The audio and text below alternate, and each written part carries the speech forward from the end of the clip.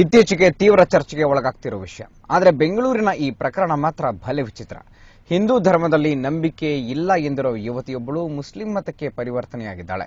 ಆದರೆ ಈಕೆಗೆ ಸಹಾಯ ಮಾಡಿದ ಕೆಲವರು ಈಗ ಸಂಕಷ್ಟಕ್ಕೆ ಸಿಲುಕಿದ್ದಾರೆ. ಕಿಡ್ನಾಪ್ ಕೇಸ್ನಲ್ಲಿ ಈಕೆಯ ಸ್ನೇಹಿತನನ್ನೇ ಪೊಲೀಸರು ಬಂಧಿಸಿದ್ದಾರೆ.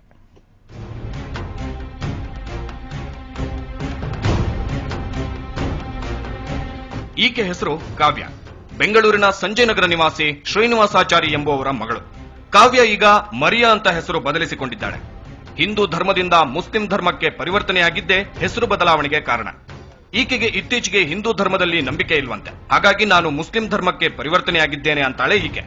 ತನ್ನ ಪೋಷಕರಿಗೆ, ಪೊಲೀಸ್ ಕಮಿಷನರ್ ಹಾಗೂ ಮಾನವ ಹಕ್ಕುಗಳ ಆಯೋಗಕ್ಕೆ ಈ ಸಂಬಂಧ ಮನವಿಯನ್ನೂ ಮಾಡಿದ್ದಾಳಂತೆ.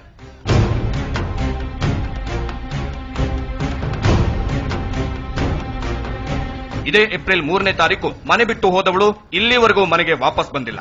ಇನ್ನು ತಮ್ಮ ಮಗಳು ಮಿಸ್ ಆಗಿದ್ದಾಳೆ ಅಂತ ಈಕೆ ಪೋಷಕರು ಬೆಂಗಳೂರಿನ ಸಂಜಯನಗರ ಪೊಲೀಸ್ ಠಾಣೆಯಲ್ಲಿ ದೂರು ನೀಡಿದ್ದಾರೆ.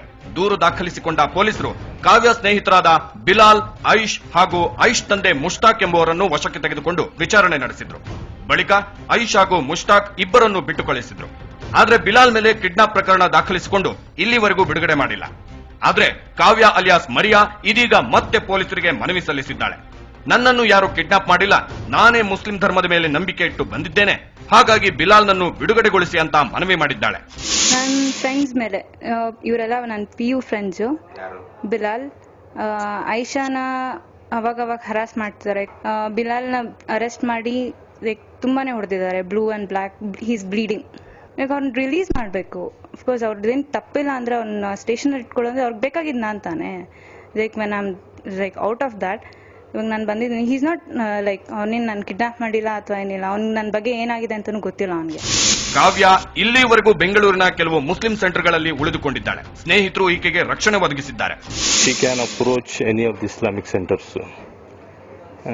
and learn more about Islam.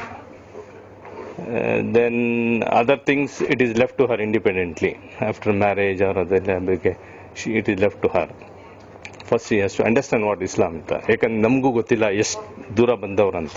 ಕಾವ್ಯ ತೆಗೆದುಕೊಂಡಿರುವ ನಿರ್ಧಾರಕ್ಕೆ ಈಕೆಯ ಪೋಷಕರು ಕಂಗಾಲಾಗಿದ್ದಾರೆ. ಇನ್ನು ಪೊಲೀಸರು ಈಕೆ ಕೊಟ್ಟಿರುವ ದೂರನ್ನು ಪರಿಗಣಿಸಿ ಈ ಪ್ರಕರಣದಲ್ಲಿ ಬಿಲಾಲ್ ನನ್ನು ಬಿಡುತ್ತಾರಾ ಅನ್ನೋದನ್ನು ಕಾದು ನೋಡಬೇಕಿದೆ. ಅಶ್ವಥ್ SN, ಕ್ರೈಮ್ ಬ್ಯೂರೋ, ಸುವರ್ಣ ನ್ಯೂಸ್ 24/7, ಬೆಂಗಳೂರು.